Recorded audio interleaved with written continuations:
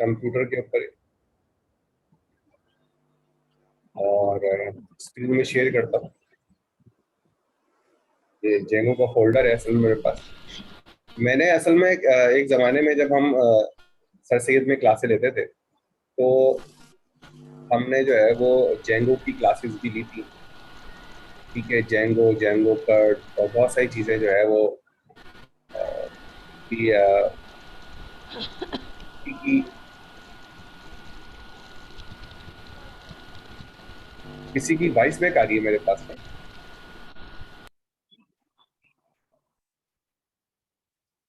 Okay, तो मेरी screen तो शेयर हो रही है ना तुम लोगों के पास? Yes sir. अच्छा, तो कहाँ से स्टार्ट करूँ मैं? यहाँ से स्टार्ट करते हैं। मैं सोच रहा हूँ कि ये पाई चार्म के अंदर स्टार्ट होगा या नहीं होगा, तो पहले चेक कर दो।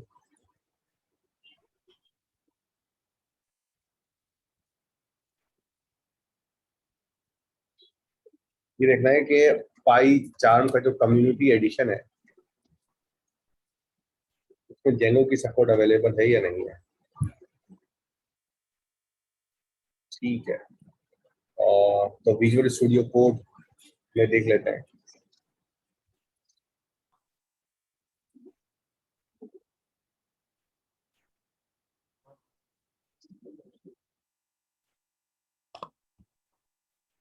अच्छा, ये मैंने आप लोगों को सबसे पहले, अब ये जो इस वक्त हम जो क्लास के अंदर जो चीजें डिस्कस कर रहे हैं वो थोड़ी सी एडवांस लेवल की है, क्योंकि अब आप लोग एक दो साल तक पाइथन वगैरह पढ़ चुके हैं, तो कुछ चीजें आपको डायरेक्ट डॉक्यूमेंटेशन से समझ में आ जाने चाहिए। जैसे ये आप लोगों के साथ मैंने शेयर किया हुआ, ये मैंने अपने पास भी खोला हुआ है, आप लोग भी अपने पास खोल लें कि यार इसमें किस तरीके से जो है वो आप जेंगो जो है वो इंस्टॉल करेंगे।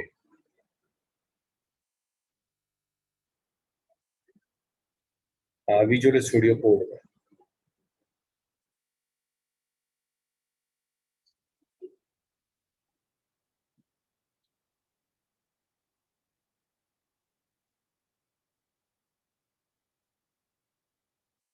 सबसे पहले मैं ये चेक करता हूँ कि मेरे पास जो है वो जेंगो इंस्टॉल है या नहीं। लेकिन अगर आप इसके अंदर देखें, ये एक बड़ा अच्छा स्टार्टिंग ट्यूटोरियल है जिसके अंदर जो है वो आप जो है वो इसको देख सकते हैं। मैं इसको दोबारा शेयर करा रहा हूँ अपनी स्क्रीन। स्क्रीन नजर आ रही है आप लोगों को? Yes sir. तो हम सबसे पहले ये कि हमें स्टार्ट कैसे करना है, तो इसके लिए हमने ये सोचा है कि भाई ये विजुअल स्टूडियो कोड जो है वो हम स्टार्ट करेंगे। और विजुअल स्टूडियो कोड के अंदर हमने पाइथन जो है वो इंस्टॉल कर दिया आपने। उसके बाद जो है वो अगर वर्चुअल इन्वायरमेंट बनाने तो ज़्यादा बेहतर है, मैं, और अगर नहीं बनाना चाहते तो ठीक है। और इसके अलावा जो है वो आप फिर जो आखिरी में जो है वो जेंगो इंस्टॉल इस तरीके से आप कर सकते हैं। अच्छा, एक तरीका और भी होता है, जो हम एनाकोंडा इस्तेमाल कर रहे होते हैं ना, तो एनाकोंडा के लिए ही है।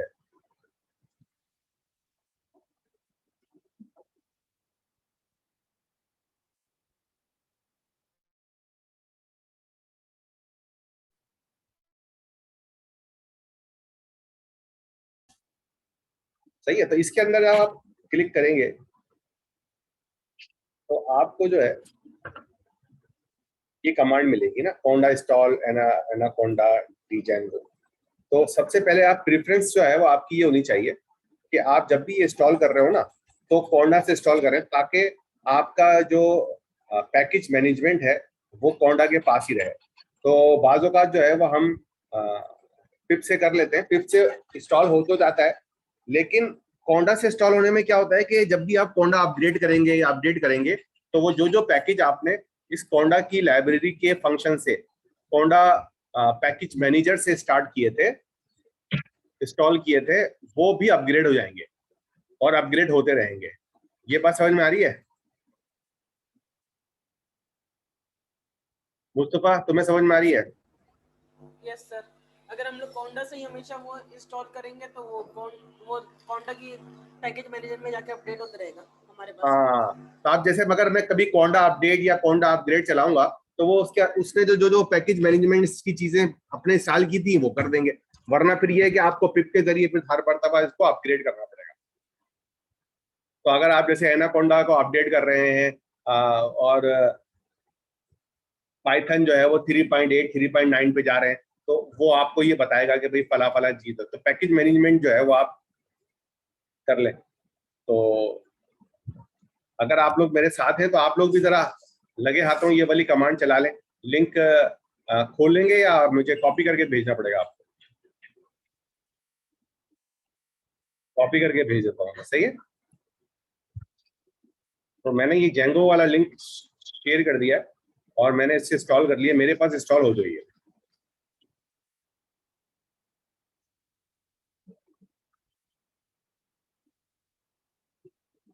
तो ये वाली कमांड हम नहीं चला रहे, इसकी जगह जो है जो चैट के अंदर मैंने कमांड शेयर की है, अगर मैं मुझे मुस्तफा याद दिलाना, तो इसकी डिस्क्रिप्शन के अंदर, इसकी वीडियो जब रिकॉर्ड करके अपलोड कर रहे होंगे तो इसकी डिस्क्रिप्शन के अंदर जेंगो की इंफॉर्मेशन डाल देंगे। Okay sir. ठीक है। अच्छा, तो आप लोगों के पास विजुअल स्टूडियो कोड तो अवेलेबल है ना?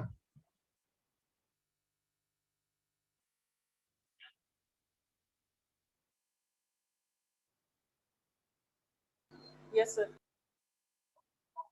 ठीक है। तो अब दो तरीके हैं, मैं इसको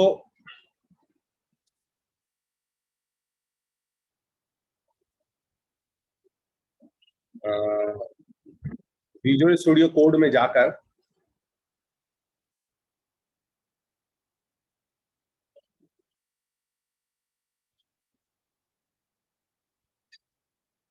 खोल सकता हूं या कमांड लाइन पे भी चला सकता हूं, ठीक है ना। इस कमांड को, ये जो कमांड नजर आ रही है आपके पास, इससे क्या होगा कि आपकी करंट डायरेक्टरी में, ये देखो डॉट का मतलब होता है करंट डायरेक्टरी, तो वो क्या करेगा, एक नया प्रोजेक्ट इस नाम से आपके लिए फोल्डर में बना देगा। व्हाट और नॉट? Yes sir. ठीक है।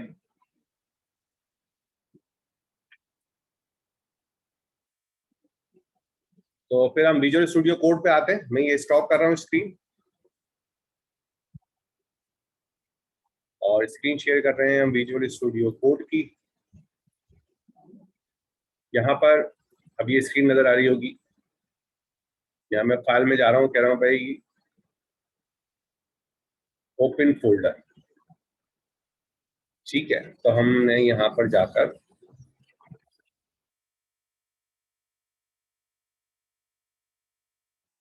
एक नई डायरेक्टरी बना ली, उसका नाम रख दिया,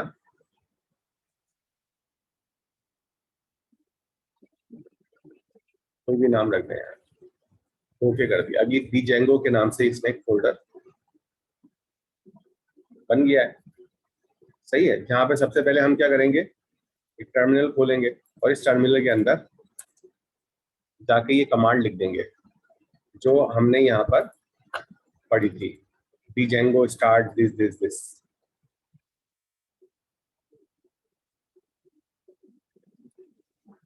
देखिए भाई, तो आप जैसे ही करेंगे तो आप देखें जेंगो के अंदर एक फोल्डर बन गया और उसके अंदर एक मैनेज डॉट पी वाई, एक बी एस जी वाई और एक यू आर एल और ये सब सेटिंग वगैरह बन गई है।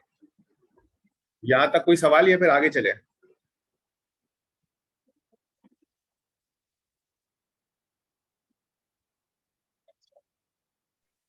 ओके सर, ठीक है।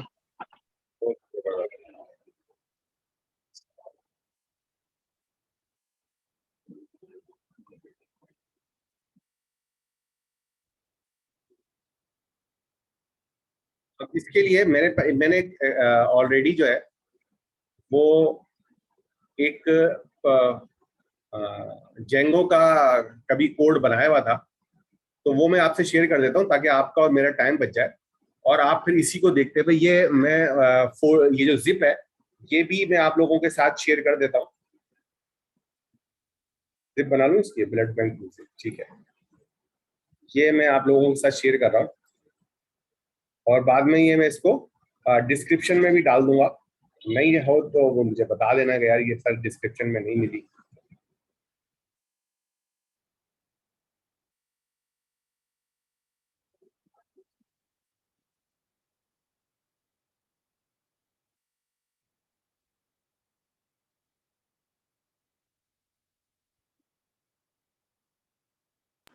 सर वो एक क्वेश्चन था कि वो अभी जो टास्क 1 जिन्होंने नहीं किया उनको मैं वो बुला लूँ अभी?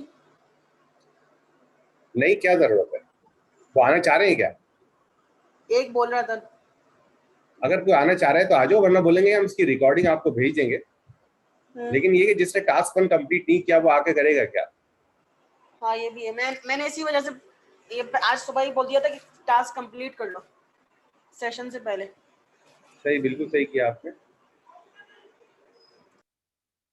मैं सेंड या, कर दूँ। लेकिन अगर कोई बंदा बोल रहा है तो उसको बुला लो, चलो बेचारा।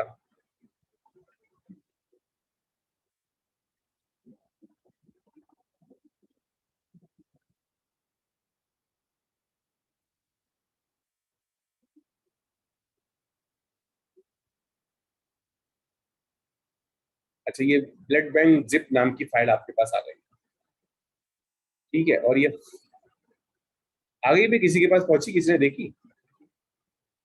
यस सर, चैट में शेयर हो गई है। ठीक है, अब हम यहाँ से शुरू करते हैं। ये यही वाली एप्लीकेशन आप लोगों के पास है ताकि आप लोग प्रैक्टिस कर सके। आज Django sample application show how to create a sample card application with master detail style. कौन मैसेज कर रहा है भाई?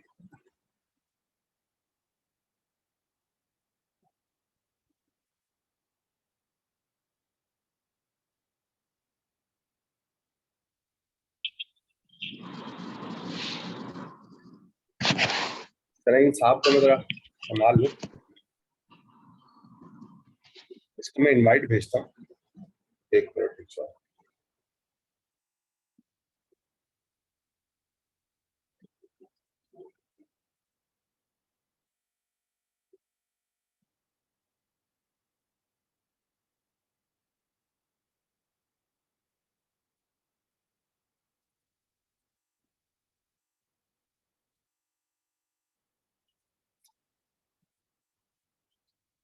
अच्छा जी, तो हम बात कर रहे थे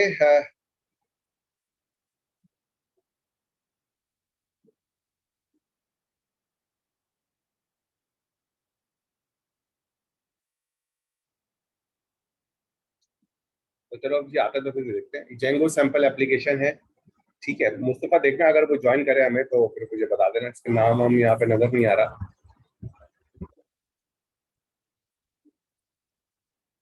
ओके सर। बिलाल नाम है इसका, ठीक है जनाब। तो सर कोई बिलाल आया तो है अभी? बस ठीक है, मैं पहले उससे बात करता हूँ। उसको अभी म्यूट पे रखना है। मैं तुम्हें को होस्ट बना देता हूँ ताकि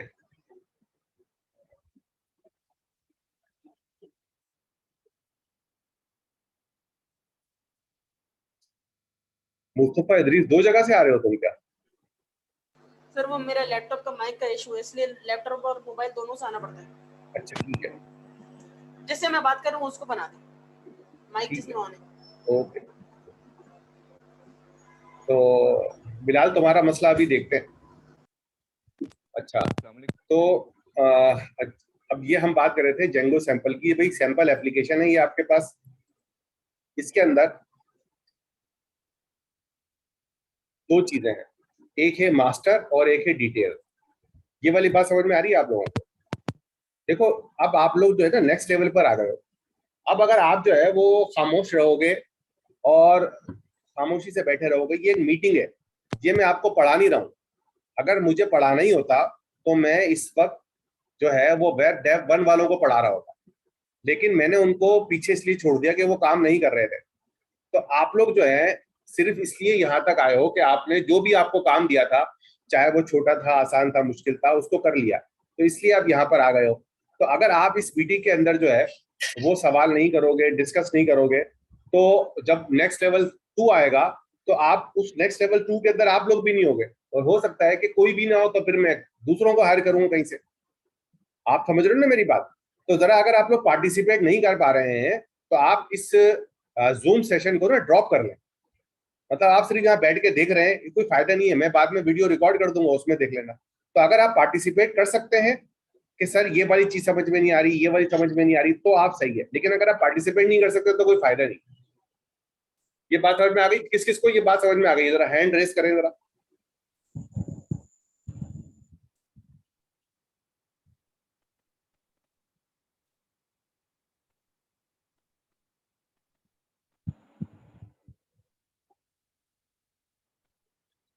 ठीक है जी। अब इसके अंदर देखो, हम एक एप्लीकेशन बनाने जा रहे हैं जो कि एक ब्लड बैंक की है। सही है। अब ब्लड बैंक के अंदर एक चीज है मास्टर और एक चीज है डिटेल। अब सब मास्टर है ब्लड ग्रुप, और पेशेंट जो है वो उसकी डिटेल है। ये वाली बात समझ में आ रही है नहीं आ रही? अगर किसी को समझ में नहीं आ रही है तो वो हैंड रेस करे।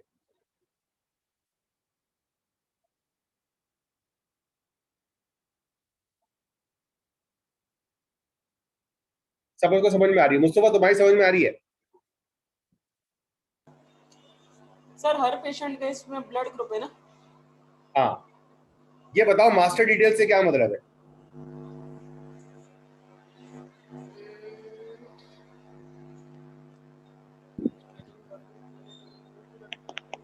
मास्टर डिटेल में सारे ब्लड ग्रुप्स वगैरह मेंशन होंगे।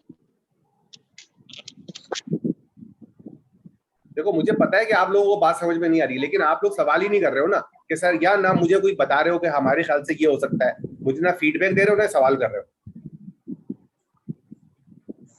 सर 1 to many का रिलेशनशिप मतलब सर बिल्कुल 1 to many का मास्टर आपका एक रिलेशनशिप है। टेबल है और डिटेल भी एक टेबल है। बिल्कुल सही है, आप बिल्कुल सही है। आपकी अब मुझे कोई create रियल लाइफ टेबल की बात तो हो गई, अपडेट मुझे जी कोई रियल लाइफ एग्जांपल दो।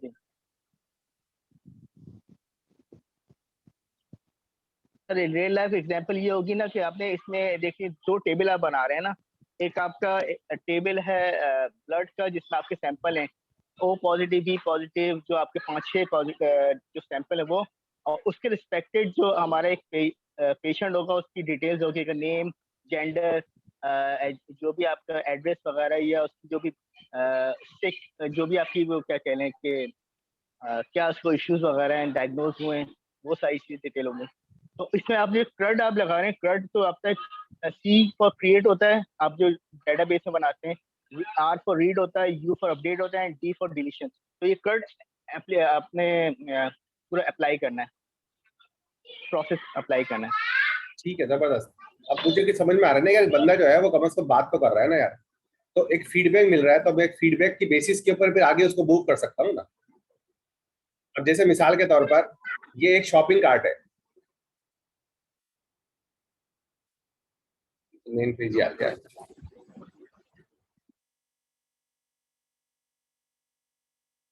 इमेजेस के ऊपर आता हूँ मैं।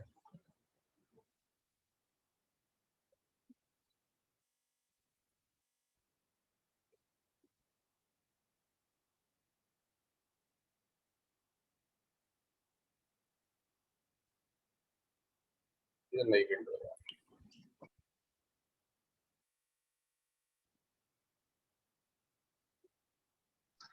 सर वॉइस नहीं आ रही है। हाँ, मैं वाइस सी बोल रहा हूँ, open image in new tab.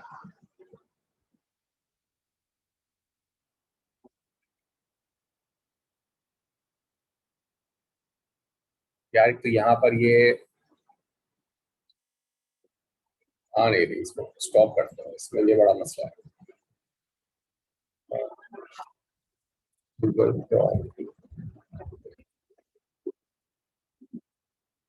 हाँ,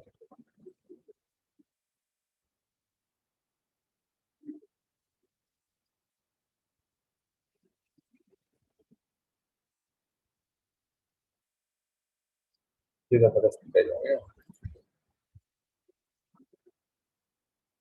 ये स्क्रीन नजर आ रही है इसमें आपको? ये भी मजे की नहीं है यार।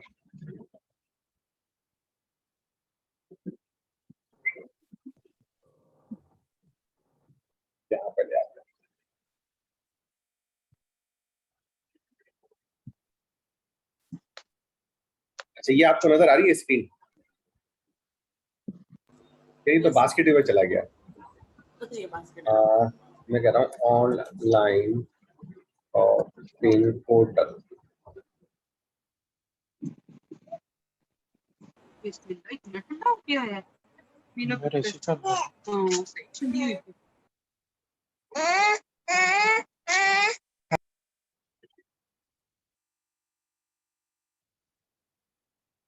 ठीक है, इसके ऊपर आ गए, इसको नहीं इस पे टैप कर देंगे। अब देखो ये आपके पास तस्वीरें आ रही है ना, कैसे समझाऊं मैं यार, समझ नहीं आ रहा। मैं दराज खोलना नहीं चाह रहा था, दराज के पहले आ गया। सही है जनाब। अब इसके अंदर देखें, आपके पास बहुत सारी डिटेल्स आ रही हैं, ये देख रहे हो? तो ये आपके लिए से वायरलेस ब्लूटूथ है। Yes sir. सही है। वायरलेस जो ब्लूटूथ है उसकी कोई ना कोई कैटेगरी है, तो क्यों हम कह सकते हैं कि भाई कैटेगरी एक मास्टर रिकॉर्ड है और वायरलेस ब्लूटूथ उसका डिटेल रिकॉर्ड है। ठीक है। इसी तरह अगर जब मैं इसके ऊपर जाता हूं तो इसकी मुझे डिटेल इंफॉर्मेशन मिल रही है। मिसाल के तौर पर ये इसकी तस्वीर है, ये इसकी डिस्क्रिप्शन है, ये इसकी प्राइस है और ये इसकी फर्दर इंफॉर्मेशन है। ये सारी की सारी आप एक टेबल में डाल देते हैं, तो ये सारी के सारी इंफॉर्मेशन मास्टर्स की रहे। अब आप जो है, जैसे मिसाल के तौर पर मैं बेबीज एंड टॉयज में जाता हूँ तो मैं यहाँ पर देखता हूँ कि यार मेरे पास बहुत सारी इंफॉर्मेशन यहाँ पर आ रही है। तो ये जो शॉपिंग कार्ट है उस पर देखा जाए तो आपके पास एक या एक से ज्यादा टेबल्स हो सकती है। हर टेबल जो है उसमें कोई इंफॉर्मेशन होगी और जो उसकी रिलेटेड इंफॉर्मेशन होगी वो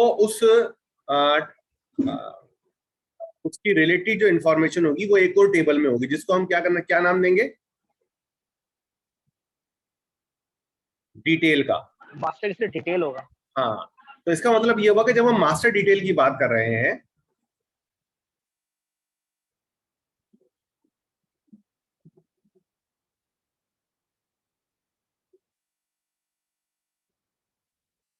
जब मैं मास्टर डिटेल की बात कर रहा हूं तो उसका मतलब क्या हुआ भाई? कि आपके पास, आप मुझे बताओ कि एक शॉपिंग कार्ट है,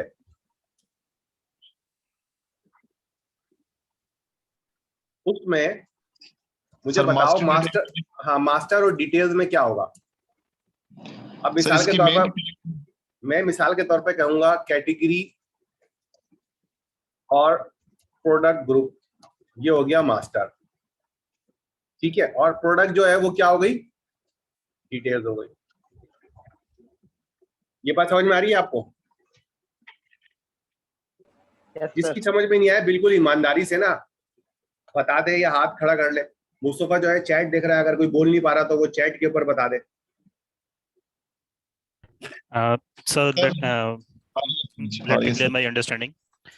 So ये हम शॉपिंग कार्ट बना जाए जिसमें पहले एक लिस्टिंग पेज होता है, फिर उस हर प्रोडक्ट का एक डिटेल पेज होता है, ऐसे ही? ठीक है, ये भी हो सकता है। तुम थोड़ा थोड़ा करीब पहुंच गए। सर मास्टर टू डिटेल में मैनी टू मैनी या मैनी टू वन हो सकता है?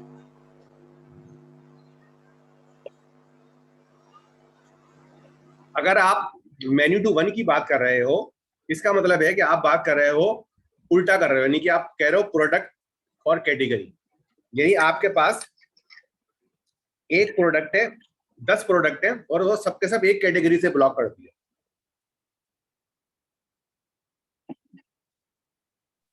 सर एग्जाम्पल क्या हो सकती है? मास्टर एग्जाम्पल जो है होता है ना कि आपने, एग्जाम्पल है मोबाइल फोन।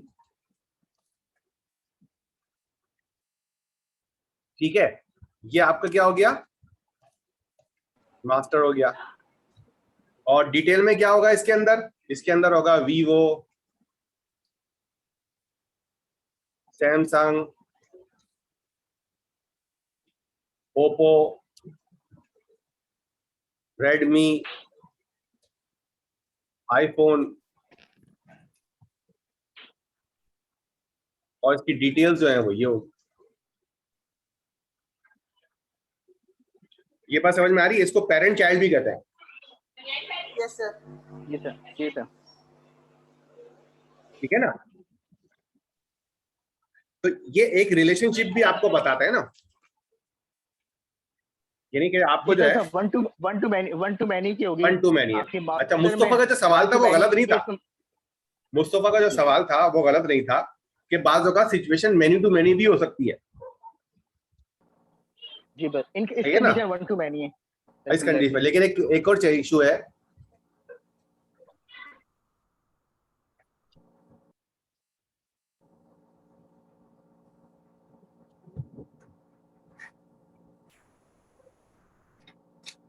मैं कोशिश कर रहा हूँ स्लो स्लो बताऊं ताकि आप लोगों को समझ में आ जाए। मेनी टू मेनी रिलेशनशिप भी हो सकता है। मिसाल के तौर पे ये भी हो सकता है कि एक प्रोडक्ट है,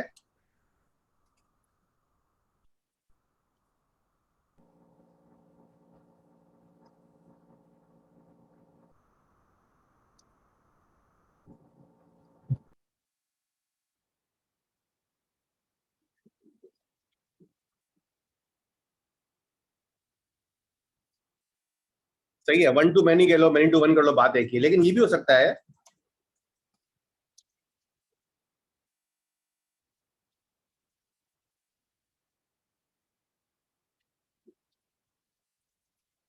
ये भी एक पॉसिबिलिटी है। ठीक है, मसलन मोबाइल फोन जो है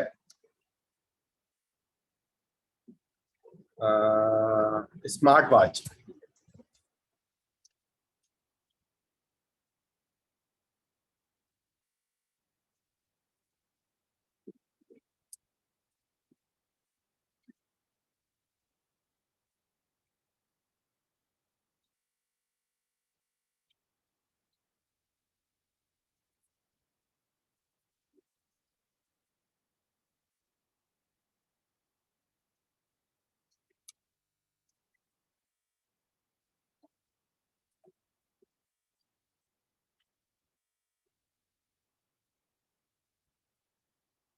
टेबल्स,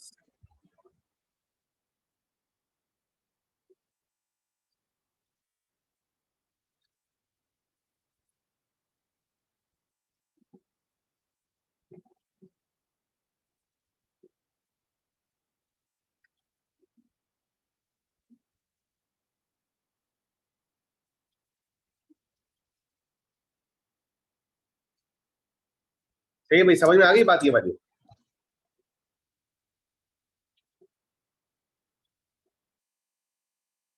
कोई चीज समझ में नहीं आए तो पूछो। Yes sir. पढ़ लिया आप लोगों ने?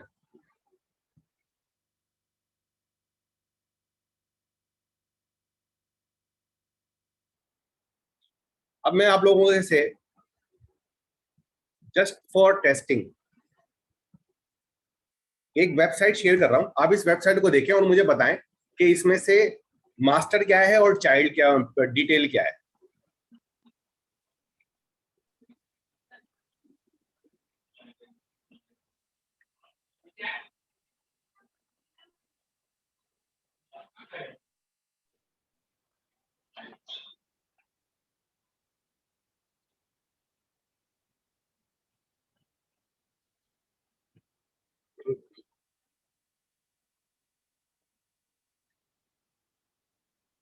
हाँ भाई, आपने वो वेबसाइट खोली जो मैंने दी थी? Sir please share the link. मैंने आप लोगों को चैट में शेयर नहीं की क्या? यस सर, शेयर हो गई है। चैट में शेयर कर। बीबीसी उर्दू। हाँ, बीबीसी उर्दू। आप मुझसे बताओ इसमें से मास्टर डिटेल में मास्टर क्या है और डिटेल क्या है?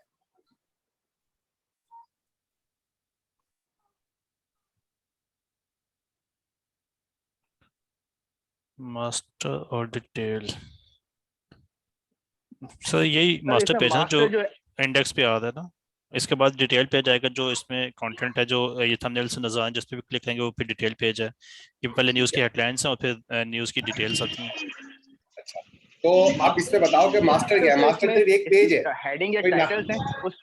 नो सर, सर पेज में डिफरेंट मास्टर्स की जो हेडिंग्स हैं या टाइटल है वो मास्टर है, और उसकी जो क्लिक करने के बाद उसके मजीद जो डिटेल या डिस्क्रिप्शन है वो इसकी डिटेल्स है। नहीं, टैब इसमें बेसिकली हर हाँ, बोलो। टाइटल के सफा अगेंस्ट नंबर अव्वल डिफरेंट उसकी पाकिस्तान डिटेल्स है। आसपास ये मास्टर है। सही है, बिल्कुल तुम घर बिल्कुल सही पहुंच रहे हो, करीब करीब पहुंच रहे हो।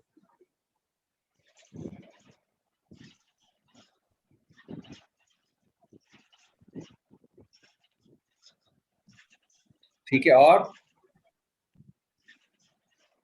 स्क्रीन सही से नजर आ रही है आप लोगों को? अपने पास तो खोली भी होगी ना आप लोगों ने। अब देखो इसके अंदर ये जो नजर आ रहा है ना, सफा अव्वल, पाकिस्तान, आसपास, वर्ल्ड, ये कैटेगरीज है। तो ये वो मास्टर्स हैं। जब मैं किसी के ऊपर क्लिक करता हूँ कि यार मुझे साइंस के ऊपर जाना है, तो मुझे साइंस की न्यूज़ दिखा रहा है।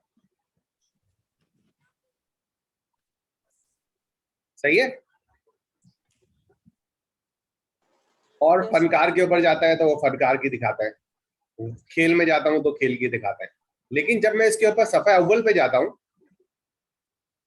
तो वो मुझे सारी न्यूज दिखा देता है जिनकी जो रिसेंटली एडिड हुई है। ये बात समझ में आई आप लोगों को?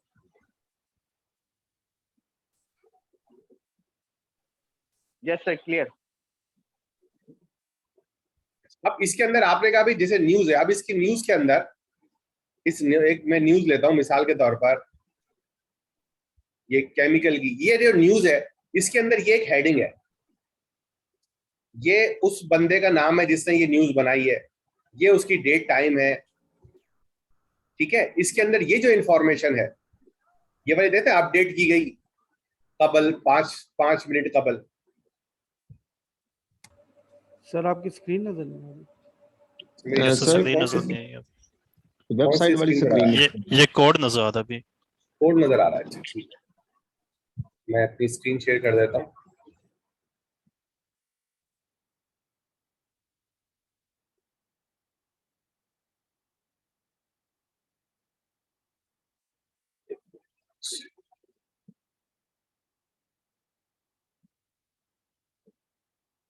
इतनी सारी स्क्रीनों को हैंडल करना भी तो मसला होता है ना। Obviously sir. अब नजर आ रही है भाई?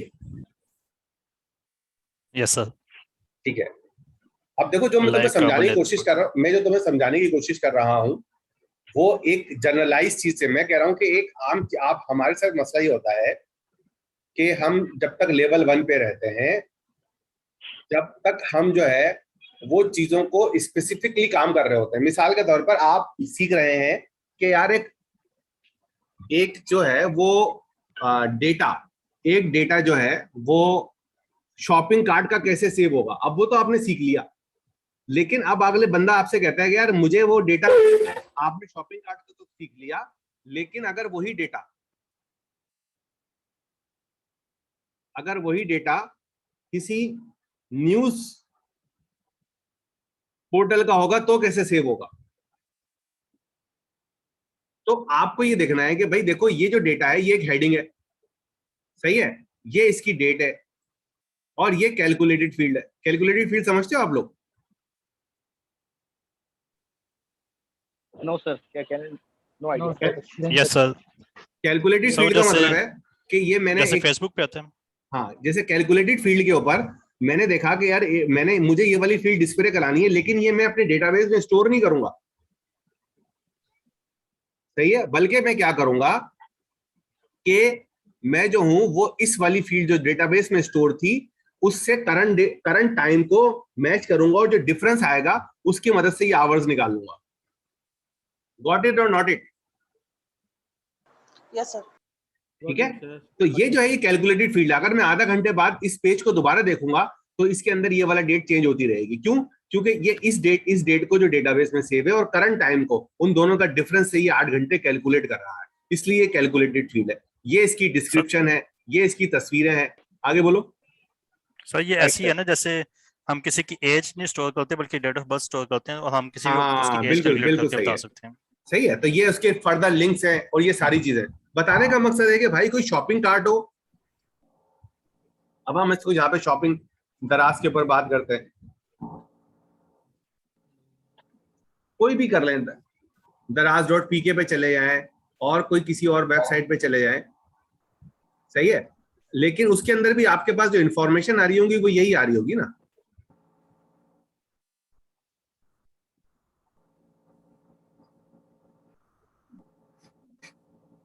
कोई किसी भी चले जाए, अब जैसे मिसाल के तौर पर ये, जैसे मैं दोबारा इसके ऊपर जा रहा हूँ, ये एक हैंड फ्री की वेबसाइट है, ठीक है। अब इसके अंदर जो है वो ये हेडिंग है, उसकी प्राइस जो है, उसका जो कलर फैमिली है, उसकी तस्वीरें हैं, ये सारी की सारी इंफॉर्मेशन है, और वो किसी न किसी कैटेगरी से बिलोंग करती है। अब यहां तक बात समझ में आ गई आप लोगों को?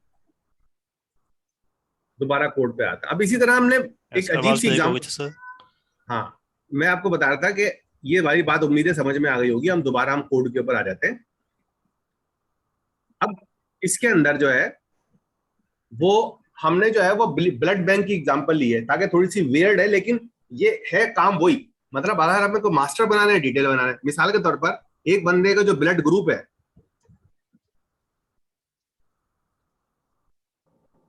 उसमें हमें क्या इंफॉर्मेशन स्टोर करनी होगी? बंदे का नाम या आईडी, कोई भी यूनिक आईडी, मिसाल के तौर पर सेल फोन नंबर या एनआईसी या कोई और एनी अदर की, और नेम, एज, ठीक है, जेंडर, और मैं इसको सही से दोबारा लिख देता हूँ, इतनी लंबी लंबी, नेम, एज, जेंडर, और आखिरी में हमारा ब्लड ग्रुप। सही है। अब इसके अंदर मुझे इसको अगर लिंक करना है,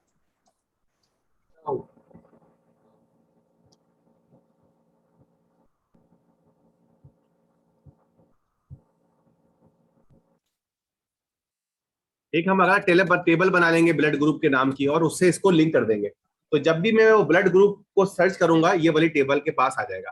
तो ये कहलाता है मास्टर डिटेल की एक प्रेजेंटेशन, जो मैंने आपको समझा दी। सही है। तो आपके पास दो कंडीशन है आपके पास। अच्छा, इसके अलावा एक और चीज भी है कि आपके पास ये इंफॉर्मेशन, जिसको मैंने ब्लड ग्रुप था, इसको हम कह सकते हैं पेशेंट या पर्सन। नॉर्मली तौर पर ये अस्पतालों में इस तरह की एप्लीकेशन यूज होती है, तो हम यहाँ पर पेशेंट इस्तेमाल करते हैं, मतलब पर्सन भी कर लें, क्योंकि ब्लड ग्रुप तो हर किसी का ही होगा ना। अब ब्लड बैंक के अंदर पेशेंट आया और उसकी हमने ये इंफॉर्मेशन ले ली। अब हम यहाँ पर आगे चलते हैं और हम देखते हैं यहाँ पर इस काम को हमने जेंगो में कैसे इंप्लीमेंट किया हुआ है। तो सबसे पहले, एक्सक्यूज सर, हाँ सर हम डीबी कौन सा यूज करें? एसक्यूएललाइट यूज कर दें? हमारी देखो वही वाली बात है, हमारे लिए ये इतनी इंपॉर्टेंट बात नहीं है कि हम डीबी कौन सा यूज करें। यहाँ तो मैंने एग्जांपल के लिए एसक्यूएललाइट था, लेकिन आप कोई सा भी डीबी यूज कर सकते हैं। उसकी वजह यह है कि हम यहाँ पर ORM इस्तेमाल करेंगे, ऑब्जेक्ट रिलेशनशिप मॉडल। हमारा जो जेंगो है उसको हम बताएंगे कि हमारा डीबी कौन सा है, और वो टेबल के हिसाब से सारी मैनेजमेंट खुद करेगा। हम क्लियर हो गया, ठीक है। एसक्यूएल तो वैसे भी डेटाबेस प्लेटफॉर्म इंडिपेंडेंट होता है ना? हाँ, प्लेटफॉर्म इंडिपेंडेंसी हमें मिल जाएगी। सही हो गया, ठीक है। बस मैं यही कंफ्यूजन दूर कर रहा था। Thank you. इसके अंदर कुछ चीजें जो है वो थोड़ी सी, अच्छा ये तो एसक्यूएललाइट की टेबल है ना। अच्छा, अब हम आ गए पेशेंट के ऊपर। अब इसके अंदर देखो मैंने पास जो है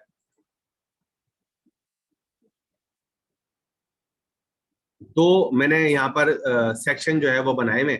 एक है पेशेंट के नाम का और एक विजुअल स्टूडियो कोड का। हाँ सर, वो लिंक काइंडली शेयर कर दें जहाँ से आपने ये फर्स्ट कमांड चलाई है गेट स्टार्टेड की जेंगो के लिए। वो चैट के ऊपर शेयर है। सर लेट ज्वाइन किया तो वो चैट पुरानी शो भाई नहीं कोई होगी। शेयर कर दो, चले से मिल जाता है मुझे। ठीक है। अब देखो मैंने सबसे पहले इसके अंदर जो मास्टर एरिया है वो बनाया हुआ है, और मास्टर में क्या है, मेरे पास है पेशेंट। तो मैंने मास्टर का एक अलग से एक फोल्डर जो है वो मैंने क्रिएट किया है, मैं भी आपको बताऊंगा कैसे क्रिएट किया है, ठीक है। अब इसके अंदर डिफरेंट चीजें हैं। इसके अंदर सबसे पहली चीज जो इसमें जानने वाली है वो है मॉडल की, जिसके अंदर आप मॉडल बना रहे हैं। अब मॉडल के अंदर जो है वो मैंने बताया है, एक क्लास बनाई है मैंने ब्लड ग्रुप के नाम।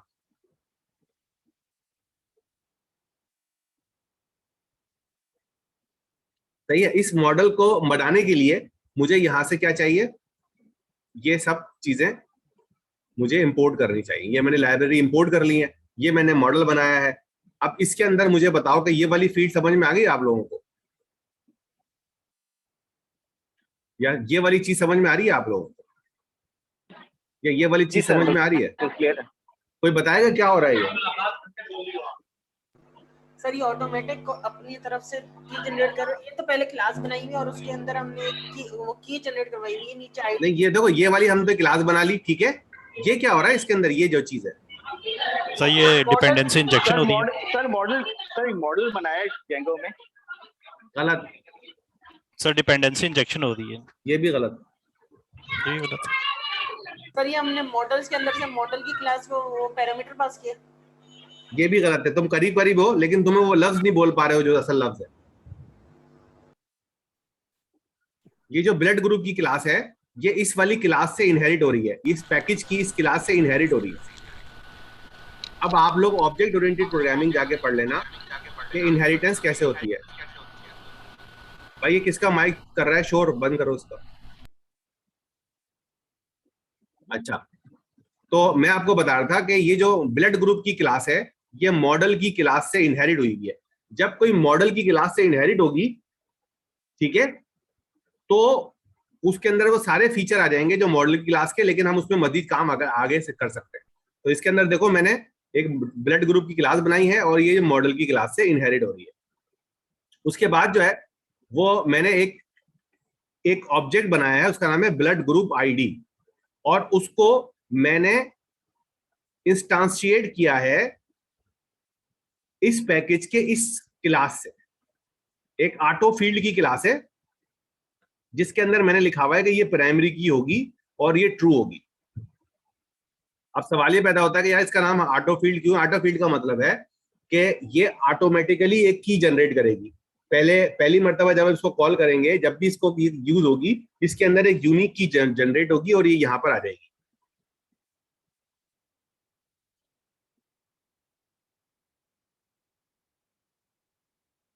ठीक है। ब्लड ग्रुप की डिटेल्स के लिए मैंने एक और फील्ड जनरेट की है, उसका नाम है कैरेक्टर फील्ड, और उसके अंदर मैंने ये भी बताया कि इसकी मैक्सिमम लेंथ कितनी होगी। तो ये ब्लड ग्रुप की डिटेल भी हो गई। अब ब्लड ग्रुप की टाइप के लिए जो है वो मैंने एक और कैरेक्टर फील्ड की, इसमें मैंने बताया कि मैक्स लेंथ जो है वो इतनी होगी और डिफॉल्ट जो है ये प्लस होगा। ये सिर्फ समझाने के लिए कि भाई आपकी मर्जी, आप मैक्सिमम लेंथ नहीं देंगे नहीं देंगे, जो भी कहानी है वो आप करते रहेंगे। बताने का मकसद है कि आप इसके अंदर आपको यूं समझें कि आपने अगर कभी डेटाबेस मैनेजमेंट पढ़ी थी, तो हम जो है वो एक ऑब्जेक्ट रिलेशनल मॉडल में एक डेटाबेस ही बना रहे हैं। बस फर्क ये है कि यहाँ पर हम स्कीमा बता नहीं रहे, बल्कि ऑब्जेक्ट रिलेशनल वे में बता रहे हैं। ये एक ऑब्जेक्ट है, ये भी एक ऑब्जेक्ट है, ये भी एक ऑब्जेक्ट है। ये वाला ऑब्जेक्ट जो है कि इस क्लास से क्रिएट किया गया है, ये वाला ऑब्जेक्ट इस क्लास से क्रिएट किया गया है, और भी इसमें डेट टाइम वगैरह भी है जो आगे चलकर आए। जहां तक कोई सवाल पूछना है तो पूछ लो। कोई भी नहीं पूछ रहा, सब सो गए क्या? नहीं सर, जाग रहे हैं, बल्कि बेहोश हो गए। हाँ, कोई अब मिसाल के तौर पर ऑब्जेक्ट ओरिएंटेड पाइथन देखी तो थी, पर ये इनहेरिटेंस का कॉन्सेप्ट आज फर्स्ट टाइम देख रहा हूँ, तो चले इसको फॉलो करते हैं। इनहेरिटेंस का मतलब ये होता है कि आपने क्लास बनाई, मिसाल के तौर पर आपकी क्लास है ए। यस सर, इनहेरिटेंस का पता है, इनहेरिटेंस का पता है, Django में फर्स्ट टाइम देखे, पाइथन में इसका थोड़ा सा डिफरेंट लगा, क्योंकि हम दूसरी क्लासेस में एक्सटेंड का वर्ड यूज करते हैं या फिर ऑटो से इनहेरिट करते हैं, तो इसमें एक जैसे पाइथन में इनहेरिटेंस ऐसे नहीं करते क्या? जी, वो ये फर्स्ट टाइम देख रहा हूं। अच्छा ठीक है, यहाँ तक बात समझ में आ गई आप लोगों को? Yes sir. Yes sir.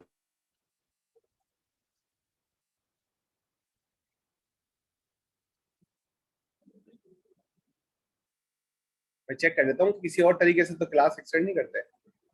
Parent name self person John, print name print person, print name self, ठीक है।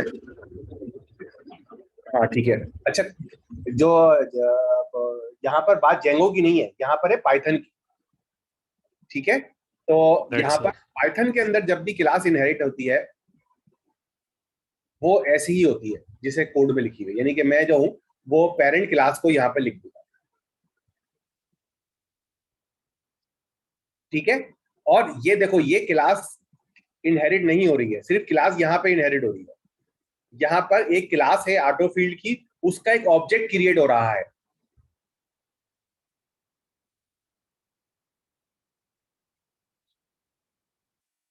सही है?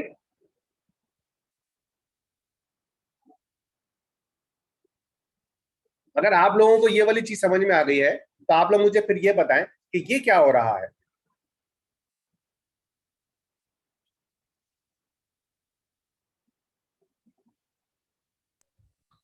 आई गेस सर ये कोई मैजिक फंक्शन है, str स्ट्रिंग का कोई काम कर रहा है।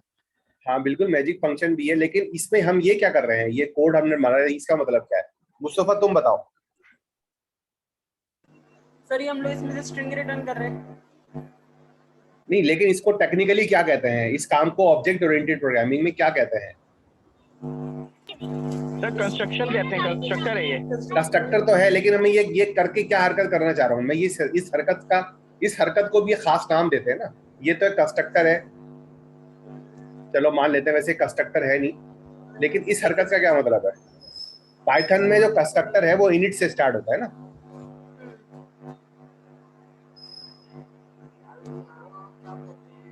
इसको हम कहते हैं मेथड ओवरराइड। हम जो मेथड का अपना जो कोड है उसकी जगह अपना कोड मार रहे हैं, यानी कि जो str का जो फंक्शन है ये इस क्लास के अंदर जो है वो इम्प्लीमेंटेड है। हम क्या कर रहे हैं, इस मेथड के अंदर अपना कोड डालकर जो उसका पुराना वाला कोड है उसको हम ओवरराइड कर रहे हैं। ये बात समझ गए? नहीं, हजम नहीं हो रही तो बता दो ना। सर ये हम ओवरराइड कर रहे हैं ना, ये पहले हाँ। से str हर क्लास में बना हुआ था और हमने अपना हमारे पास ये चॉइस है कि अगर हमारी पेरेंट क्लास में कोई मेथड बना हुआ है, कोई जब किसी क्लास के अंदर फंक्शन बना हुआ होता है तो उसको हम मेथड कहते हैं। कोई भी फंक्शन जो किसी क्लास में बना हुआ होता है हम उसको मेथड कहते हैं। जब भी मेथड में कहूं मैं यार ये मेथड है, आप समझ ले मैं किसी क्लास के फंक्शन की बात कर रहा हूँ। तो ये इस क्लास का फंक्शन, ये क्लास का जो ऑपरेशन था ये पेरेंट क्लास के अंदर बना हुआ था, लेकिन मैंने बोला कि यार मुझे उसके कोड पसंद नहीं है, तो मैंने क्या किया, उस फंक्शन को दोबारा डिफाइन करके अपने कोड मार दिए। ठीक है? इसी तरह ये एक फंक्शन मैंने बनाया है, लेकिन ये फंक्शन जो है, अब मुझे ये याद नहीं आ रहा कि ये फंक्शन जो है ये मैंने अपना बनाया हुआ है, ये भी मैं ओवरराइड कर रहा हूँ। ये आप इसकी क्लास के अंदर से जाके देखेंगे तो पता लग जाएगा। अच्छा, क्लास के बाद जो है ये मैंने लिखा हुआ है class dot Meta. Class dot Meta का मतलब ये है कि ये क्लास जो है ये जेंगो मैनेज करेगा या नहीं करेगा, और ये किस टेबल से कनेक्टेड है मैंने यहाँ पर बता दिया। अगर मैं ये बता दूंगा तो इस नाम की ही टेबल बनाई जाएगी, लेकिन मैंने इसको कमेंट किया हुआ है, तो आप इसको जब एक्सप्लोर करेंगे तो ये सब चीजें क्लियर जाएगी। इसी तरह देखो, अब ये पेशेंट की भी मैंने क्लास बनाई हुई है, किसकी थी? ब्लड ग्रुप की थी, ये पेशेंट की थी। इसके अंदर मैंने वही एक ऑटो फील्ड की है, एक नाम की है और एक ब्लड ग्रुप है। लेकिन जब मैं ब्लड ग्रुप बना रहा हूं तो मैंने इसको बताया कि यार ये फॉरेन की है और जिसका लिंक है मॉडल के ग्रुप से, और इसका जो कॉलम है वो इस लिंक से। यानी कि क्या करेगा ये कि ये इस क्लास के ये जो फॉरेन की है इसका नाम है ब्लड ग्रुप, ठीक है, और इसके अंदर जो है ये इस डेटाबेस का जो कॉलम है वो है ब्लड ग्रुप आईडी। तो ये जो फॉरेन की है ब्लड ग्रुप, इससे जाकर ये जाकर लिंक हो जाएगा, ये इससे जाके लिंक हो जाएगा। ये बात समझ में आ रही है? ये मैंने इसको यहाँ पर फॉरेन की कहते हुए इस ऑब्जेक्ट का नाम बता दिया, ये इस ऑब्जेक्ट का नाम है। और मैंने यहाँ पर ये भी बता दिया कि कॉलम कौन से कॉलम से टकराना है, तो आपको वो पता लग गया कि ये कौन सा कॉलम यहाँ पर मौजूद है, इस वाले कॉलम के। यहाँ तक कोई बात समझ में नहीं आ गई हो तो पूछ सकते हैं। सर ये जो पेशेंट की में जो हमने बनाया है ब्लड ग्रुप आईडी, वो हम लोग ब्लड ग्रुप की क्लास के ब्लड ग्रुप आईडी से जाकर ले रहे हैं, ये ऐसा बता रहे हैं जो आखिरी हाँ, ये लिंक जो करेगा वो ब्लड ग्रुप आईडी का करेगा। सही। सर एक ठीक है ना? क्वेश्चन है चैट, वो ये पूछ रहे हैं कि सेपरेट इंस्टॉल करना जरूरी है जेंगो? नहीं, जरूरी नहीं। ये VS पूछना कोड चाह में रहे थे कर कि लें या वो अलग से कर लें, जैसे ही कर लें बात एक ही है। सही। ठीक है, ये मैंने एक जेंगो का मॉडल जो है वो बनाया था। फिर उसके बाद जो है वो मेरे पास जो है वो मेरे पास एक फॉर्म्स है, ये मैंने फॉर्म बनाया हुआ है। इस फॉर्म के अंदर जो है मैंने बताया कि भाई मैं एक फॉर्म बनाना चाहता हूँ, तो ये फॉर्म खुद ब खुद जनरेट कर देगा। हम अभी अपने फॉर्म इस्तेमाल करेंगे, लेकिन इसके अंदर जो है ये अच्छी बात ये है कि ये आपको फॉर्म भी खुद बना के दे देता है। आप इसको बता दें कि यार ब्लड ग्रुप का फॉर्म जो है वो बना बना दो, ठीक है, और उसके अंदर मॉडल यूज कर लो, ये वाला सारी फील्ड इस्तेमाल होंगी। अगर आप चाहो तो यहाँ पे फील्ड की लिस्ट दे दोगे तो वही फील्ड इस्तेमाल करेगा, वरना सारी इस्तेमाल करेगा। विकेट्स जो है वो आपने बताया गया ब्लड ग्रुप के लिए मुझे जो है वो नॉर्मल टेक्स्ट इस्तेमाल नहीं करना, बल्कि टेक्स्ट एरिया इस्तेमाल करना है। यानी ब्लड ग्रुप के लिए मैंने ये सिर्फ समझाने के लिए आपको रखा है कि यार आपको जो है वो एक बड़ा टेक्स्ट एरिया चाहिए ब्लड ग्रुप की इंफॉर्मेशन डालने के लिए। इसी तरह ये मेरी ऐप की ऐप है, इसमें देख लो मैंने बताया है कि जो मेरी जो पेशेंट कॉन्फ़िगरेशन की जो क्लास है, ये नेम जो है ये यहाँ पर उसका ऐप का नाम जो है वो पेशेंट है, ठीक है। तो आप मेरे पास मॉडल्स आ गया, मॉडल्स के अंदर मैंने मॉडल्स डाल दिए, फॉर्म्स के अंदर मैंने फॉर्म्स डाल दिया है, ऐप डाल दिया है। एडमिन के अंदर जो है वो मैंने एडमिन जाकर ही मुझे बताया है कि भाई ये एडमिन का जो पेज है, ये मतलब एडमिन की जो फाइल है वो ये बताएगी कि मेरे जो साइट है, मतलब ये वाली जो साइट है, यहाँ पर मैं जाकर उसको, ये जेंगो की स्पेसिफिक साइट है, मैं यहाँ पर जाकर एडमिन के वाले पाइथन के कोड में जाकर मैं इस कमांड के जरिए बताऊंगा कि मेरी कौन कौन सी मैंने इसमें पेज बनाए हुए हैं, वो पेज जो है मैं यहाँ पे जाकर लगा दूंगा। तो मेरा जो है ना यहाँ पर एक एक जो है वो मेरा ग्रुप जो है वो पेशेंट का है, वो मैंने बता दिया, और एक जो है वो मेरा ब्लड ग्रुप का है, वो भी मैंने बता दिया, ठीक है। जब मैं ब्लड ग्रुप के अंदर जा रहा हूँ तो मैंने यहाँ पर यूआरएल्स डाली हुई है, और ज्यादा इन चीजें इंफॉर्मेशन नहीं कर रहा, बस मैंने दो दो पेज बना दिए, ठीक है। ये बात समझ में आ गई, यहाँ तक समझ में आ गई आप लोगों को? चला, तो हम आगे चलते हैं।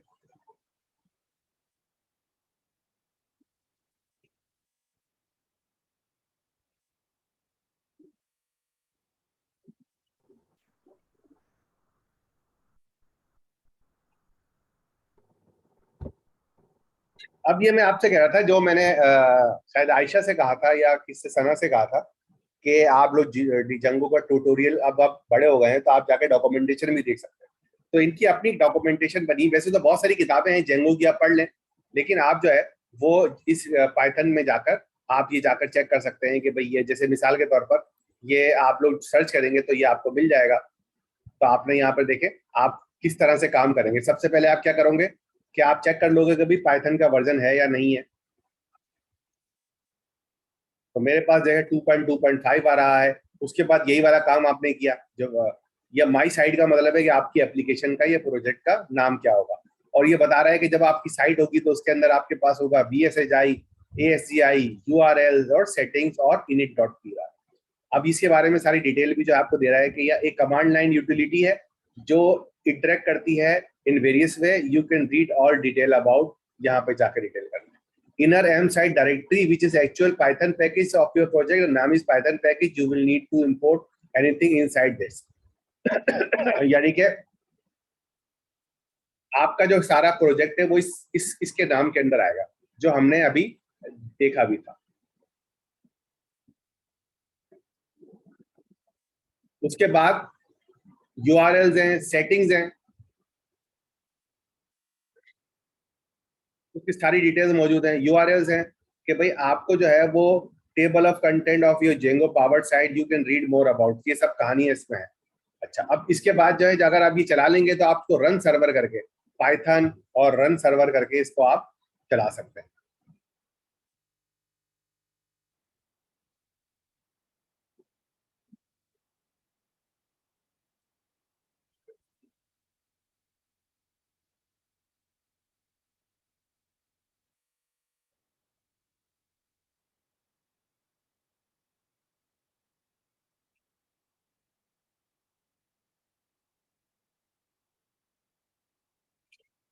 तो क्या है,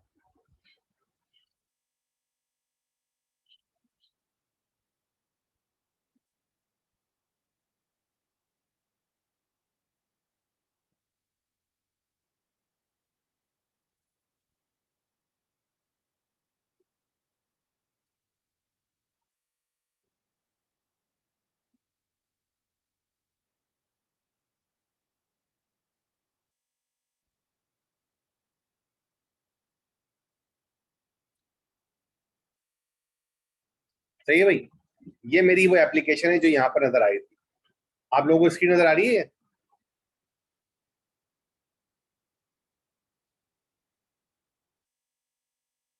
hello, yes sir. Yes sir. ठीक है, तो आप यहाँ पे देखिए मेरे पास पेशेंट, मैंने दो चीजें बनाई थी ना, एक तो क्या थी, पेशेंट के नाम की थी और एक किसके नाम की थी?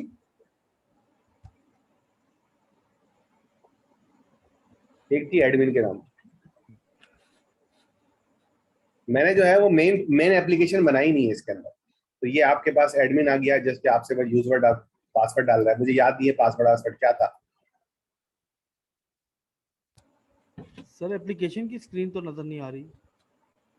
ये जो स्क्रीन है ये कौन सी वाली है, ये नजर नहीं आ रही आप लोगों को? ये नजर आ रहा है राइटिंग योर फर्स्ट जेंगो, ये आ रहा है? No sir. हाँ हेलो, द डेवलपमेंट सर्वर आ हमें रही नजर है आ रहा है।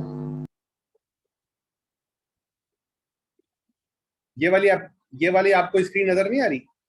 जी आ रही है। किसको नजर नहीं आ नजर आ रही? रही है। अच्छा, तो मैंने इसके ऊपर असल में कोई भी थीम वीम ट्राई नहीं की थी, सिर्फ सिंपल समझाने के लिए बनाई थी। तो ये इस तरह की ही आपको ये नजर आ रही है, लेकिन ये देखें ये एक एप्लीकेशन है जिसके बारे में से डिटेल्स है। तो इसके अंदर देखें ये मास्टर रिकॉर्ड्स हैं, मैं किसी में भी क्लिक करता हूं तो वो एक को चला जाता है।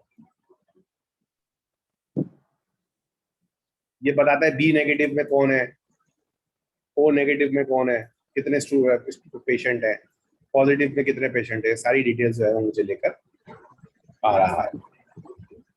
इसमें यहाँ से मैं नया पेशेंट भी ऐड कर सकता हूँ।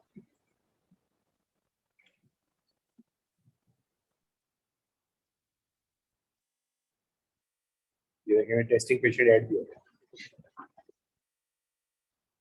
अच्छा, तो इस तरह आप रन सर्वर करके आप अपनी एप्लीकेशन चला सकते हैं और फिर उसके बाद रोक भी सकते हैं।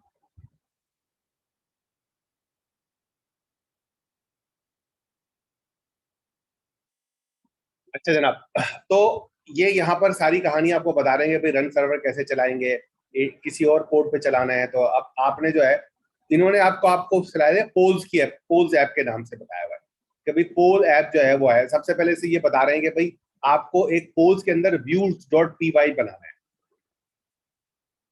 ठीक है। तो आप views.py के अंदर आप बताएंगे, ये अभी सिर्फ सैंपल के तौर पे बता रहा है, अभी सही एप्लीकेशन स्टार्ट नहीं हुई है।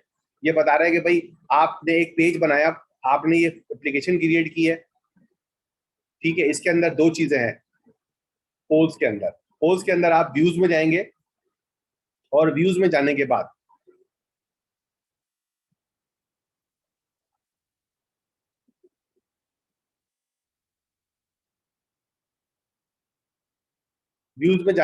जो है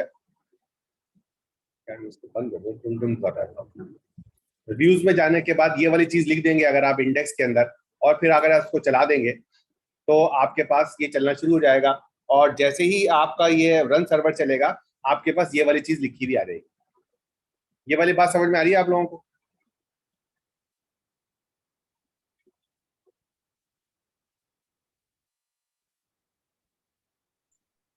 यस सर। ठीक है, इसी तरह आप इसको जो है वो प्रोसीड करते रहेंगे इस ट्यूटोरियल को, तो आपको बहुत सारी चीजें मिल जाएंगी कि आपके पास यूआरएल पैटर्न्स भी हैं। यूआरएल पैटर्न्स का मतलब ये होगा कि आप बताएंगे कि यार views.index जो है इसको आपने इंडेक्स का नाम दे दिया तो ये इंडेक्स पेज बन जाएगा। और आपने बताया यार अगर पाथ जो है वो पोज हो तो ये वाली चीज कर लेगा, और ये वाला काम होगा तो ये, इसकी सारी डिटेल्स यहाँ लिखी हुई है, ये आप पढ़कर जो है ये आराम से आप समझ सकते हैं। पाथ के जरिए राउंड होगा, इसकी सारी डिटेल्स भी लिखी हुई है, ये सब कुछ ये आप कर सकते हैं। अच्छा, मेरे पास भी जो व्यूज है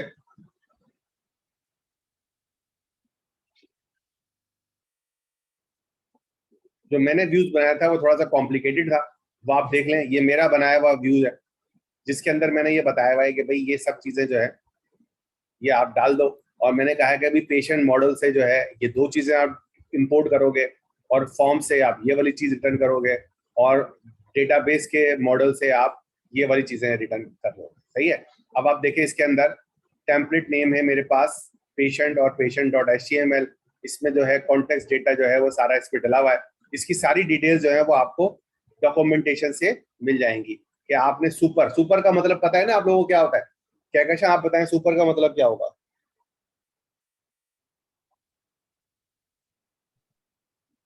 सुपर मींस ये उसका फॉन्ट से रिलेटेड है ये? ऑब्जेक्ट ओरिएंटेड प्रोग्रामिंग से रिलेटेड।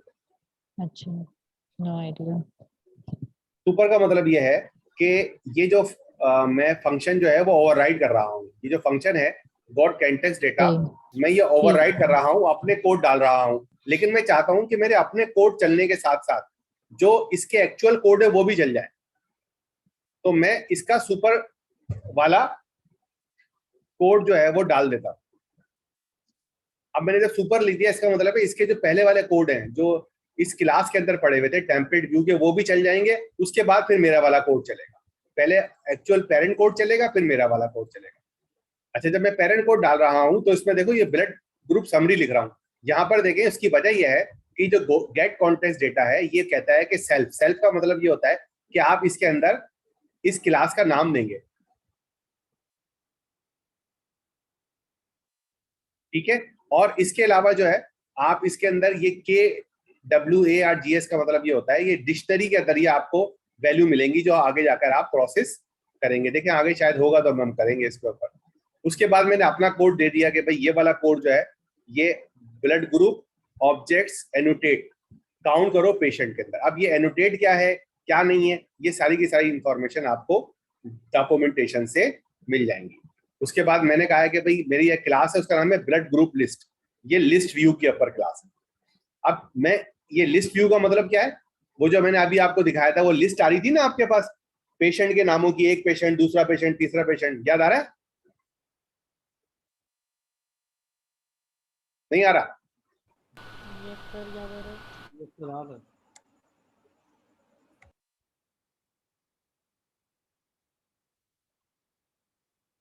ये जो आ रहा है ना लिस्ट व्यू, देख रहे हो ये नजर आ रही है स्क्रीन? जी आ रही है। Yes sir. हाँ, तो ये लिस्ट व्यू जो है ये इसलिए आ रहा है कि मैंने जो है वो अपने इस टेम्पलेट की फॉर्मेशन में जाकर ये वाली चीज लिख दी थी कि भाई मेरा जो लिस्ट व्यू है, मेरा जो ब्लड ग्रुप का डेटा है वो आपको लिस्ट व्यू में दिखाना है, ठीक है। और टेम्पलेट का नाम मैंने बता दिया कि ये मेरा ब्लड ग्रुप की HTML का टेम्पलेट है, मॉडल मेरा यहाँ से उठाओगे और ऑब्जेक्ट का नाम होगा ग्रुप लिस्ट।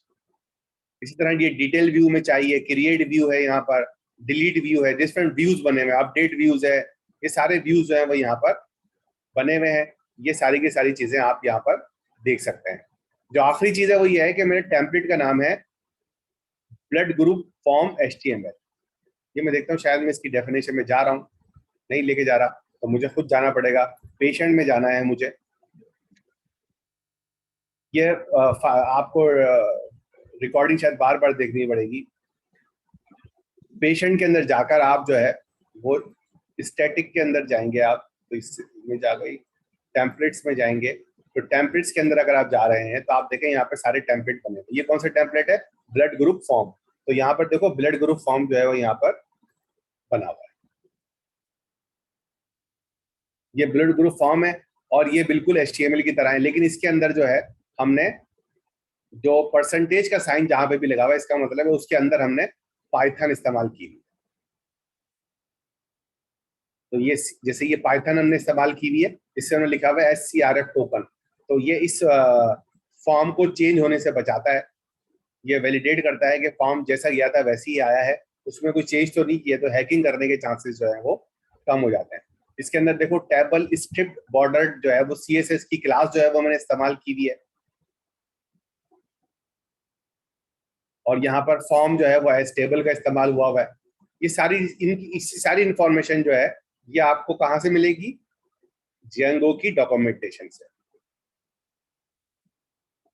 तो जनाब this is the end of this session. उम्मीद है आप लोगों को ये सैंपल फाइल और डॉक्यूमेंटेशन जो है वो पढ़कर आप जो है वो एक छोटी सी रजिस्ट्रेशन की एप्लीकेशन बना सकते हैं जिसके अंदर जो है वो आप एम्प्लॉय का डेटा, जैसे मैंने पेशेंट का डेटा लिया है, आप एम्प्लॉय का डेटा ले लेंगे। आपके पास जो है वो टीम्स जो है वो मास्टर कैटेगरी हो सकती है, यहाँ पर जो है वो ब्लड ग्रुप मास्टर कैटेगरी है। तो आप टीम और एम्प्लॉय के डेटा को ही बना ले। आप समझ रहे हो ना बात? एक्सक्यूज मी, हाँ ये पॉसिबल नहीं है कि आपने जो बनाया हुआ है हम इसी को एक दफा इन कोर्स को अप्लाई कर लें? हाँ बिल्कुल, आप इसको अप्लाई कर रहे हैं, इसको चला ताकि लेंगे। रनिंग मैंने यहाँ पे रन करके दिखा दिया आपको, ये रनिंग कंडीशन में है, आप इसको देखें, एक्सप्लोर करें, ये तो आप चला लोगे। ये तो लेवल, सा है ना। हाँ ये लेवल 1 है।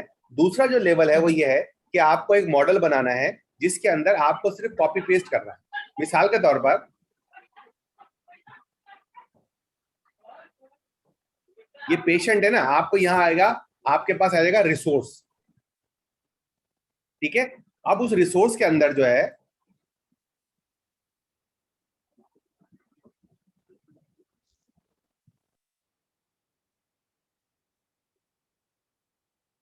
रिसोर्स के अंदर जो है वो व्यूज के अंदर, यहाँ पे जैसे पेशेंट क्रिएट है तो आपके पास रिसोर्स क्रिएट आ जाएगा। पेशेंट अपडेट है तो आपके पास पेशेंट रिसोर्स अपडेट आ जाएगा, ठीक है। और यहाँ पे जैसे मॉडल है, मॉडल के अंदर जो है जैसे मैंने लिखा हुआ है ब्लड ग्रुप, तो ये तो आ जाएगा टीम,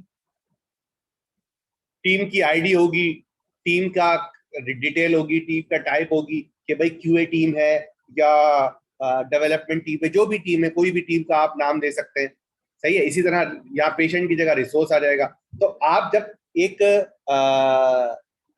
एक नए स्कीमा के साथ यही वाली चीज बनाएंगी, देख देख के छापोगे, तो आपकी प्रैक्टिस ज्यादा अच्छी हो जाएगी। क्या कैसा, गॉट इट और not it? Excuse me sir. Sir मुझे एक बात ये बताइएगा, इसमें जो प्रोजेक्ट का यूआरएल होता है और जो ऐप का यूआरएल होता है, उसमें पाथ देने में थोड़ा सा मुझे प्रॉब्लम आ रहा है, क्योंकि मैं जब भी डिस्प्ले पे लेके जाती हूँ वही कहता है आप पाथ गलत दे रही हैं। तो आप मुझे बताएंगे क्या मैं गलती करूँ, क्योंकि मैंने जो फोल्डर्स बनाए थे, एक स्टैटिक और आपने जो टेम्पलेट का बताया था, स्टैटिक में मेरी CSS की फाइल है और टेम्पलेट के अंदर मेरी signup.html की फाइल मौजूद है। मैंने उसको एडमिन पे भी ले गई, एडमिनिस्ट्रेशन पे भी हो गया, वहाँ पे उसको कनेक्ट भी कर दिया, वहाँ कॉन्टैक्ट के नाम से मेरा फोल्डर जनरेट हो गया। अब मुझे लेकिन करना देखो, ये है क्या कि तुमने जब वो मैं यूआरएल पैटर्न्स चेक किया था? तुम्हें URL patterns? Sir URL pattern ही तो बता रही हूँ, वही तो प्रॉब्लम आ रही है मुझे। हाँ देखो, ये अब वाली चीज तो मसला तुमने ये वाली जी चीज की, ये मैं कहता इसको सर, ये मैं भी की अब तुम्हारे पास एक सैंपल फाइल आ गई है ना, और ये तुम्हें पता है कि यार जो सैंपल फाइल है, वो जो सैंपल फाइल है हमारी, वो सर ने चला के भी दे दी है। जी सर। एक मिनट रुक जाओ, ये देखो, ये यहाँ पर चल भी रही है ना, तो इसका मतलब ये हुआ कि अब आपके पास चीजों को ढूंढना और करना आसान हो जाएगा ना, ठीक है ना। ये देखो यहाँ पर जो है ये ब्लड सर पे जा रहा है। एडमिनिस्ट्रेशन पे अगर मैं डायरेक्ट जाती हूँ ना एडमिन पे, तो मैं डायरेक्ट एडिट कर सकती हूँ यूजर को, लेकिन अगर मैं यूजर से एडिट करवाना चाहती हूँ तब वो सबमिट नहीं होता, वहाँ एरर आ जाता हाँ है। बिल्कुल सही कह रहा हूँ, लेकिन अब मैं ये आपसे कह रहा हूँ, जैसे आप ये पेशेंट पे आ गई, इसको अब हम समझ रहे यूजर। अब यूजर के अंदर जो है ये यूजर्स की लिस्ट है, इसके अंदर मैं यहाँ पर गया और यहाँ पर देखो, मैं यहाँ पर एक नया पेशेंट ऐड कर सकता हूँ, अभी आपके सामने मैंने किया था। इसका मतलब है कि अगर आप अपने कोड को इस वाले कोड से कंपेयर करेंगी तो आपको आइडिया हो जाएगा कि आप अपने कोड में क्या मिस्टेक कर रही है। आप इस कोड को डाउनलोड करके चला के देख लें, उसके बाद आपको आइडिया हो जाएगा, हाँ भाई ये बिल्कुल सही चल रहा है। तो आप देख लेंगे कि यार मैं अपने कोड में ऐसा क्या मसला कर रही हूँ जो सर अनीस ने नहीं किया। ठीक है सर, मैं ट्राई कर लूँ। ठीक है ना, आप देखो यहाँ पे मैंने किया, यहाँ पर आ गया, सही है। इसको मैं एडिट कर सकता हूँ क्या? ये देखो यहाँ पे एडिट भी आ रहा है, बी पॉजिटिव भी आ रहा है, मैंने इसको सी पॉजिटिव कर दिया, ठीक है। सर हमारे पास ये डेटा बैकएंड पे सबमिट होता है, तो हमें इसके ऊपर एडमिनिस्ट्रेशन के ऊपर हमें एक वो बनानी पड़ती है, एडमिन के ऊपर एक यूजर बनाना पड़ता है, तो उसमें डेटा जो होता है वो फॉर्म की शक्ल में ही सेव होता है, जैसे हमने फॉर्म बनाया होता है, आप क्योंकि मैं जो सेव कर रही हूँ वो फॉर्म की शक्ल में ही सेव हो रहा है, लेकिन हर यूजर सेपरेट आ रहा है मेरे पास। हाँ तो मैं वही कह रहा हूँ ना, देखो आप, तुम्हारे पास एक रेफरेंस एप्लीकेशन आ गई है ना, तो आप, तुम्हारे लिए चीजें आसान हो जाएंगी। जी तुमने कुछ चीजें अब तुम्हें सबसे पहले देखो, काम नंबर 1 क्या करना है। काम नंबर 1 क्या है?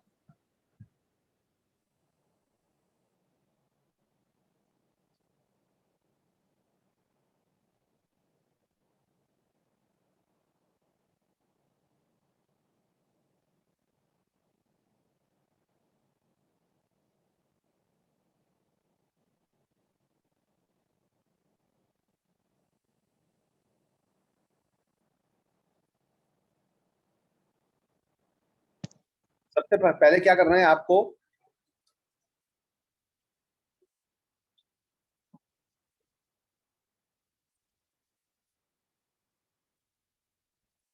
दूसरा काम क्या करना है आपको,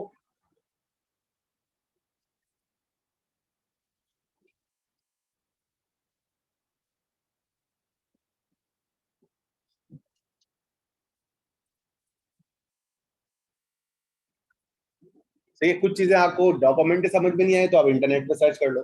तीसरा काम क्या करना है आपको,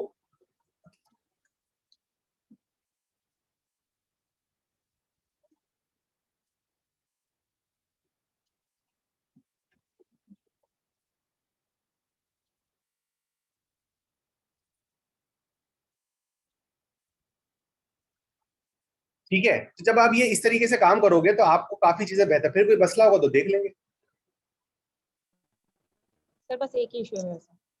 अच्छा सर, अब एक आप, चीज मैं बताना चाह रही थी, वो विंडोज, मैं ना विंडोज यूजर हूँ, तो होता ये है कि जब जेंगो इंस्टॉल करते हैं ना तो हमें एनवायरनमेंट का इशू आ जाता है।